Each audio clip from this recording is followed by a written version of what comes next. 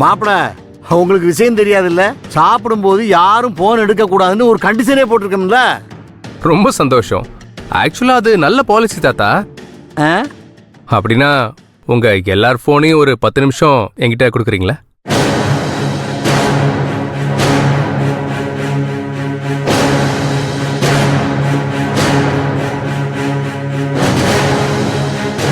பயப்படாதீங்க.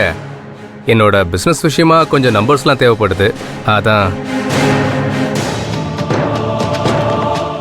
உங்க எல்லார் போனையும் ஒரு 10 நிமிஷம் கொடுத்தீங்கன்னா நீங்க சாப்பிட்றதுக்குள்ள என் வேலையை முடிச்சு கொடுத்துருவேன்.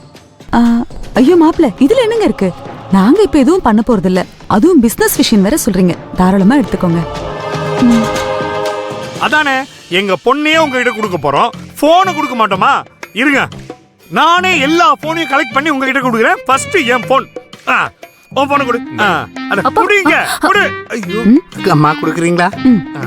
உன் போனை கொடு. சும்மா முடிச்சிட்டு இருக்கிற குடு. Moms phone. என் போன் உள்ள இருக்குடா. போன் வேண்டாம், அது போனே இல்ல. குடு மாப்ள, எல்லா போனும் இங்க இருக்கு. ரொம்ப தேங்க்ஸ்.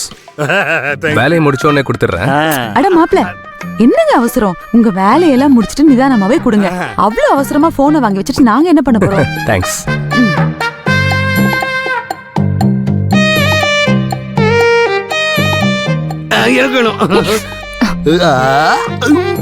எதுக்காக இப்படி அவங்க போன்ல எடுத்துட்டு வந்திருக்க? அதை நான் சொல்றதை விட செல்போன் சொல்லும். செல்போன் சொல்லுமா? ஆமாண்டா, வெயிட் பண்ணு.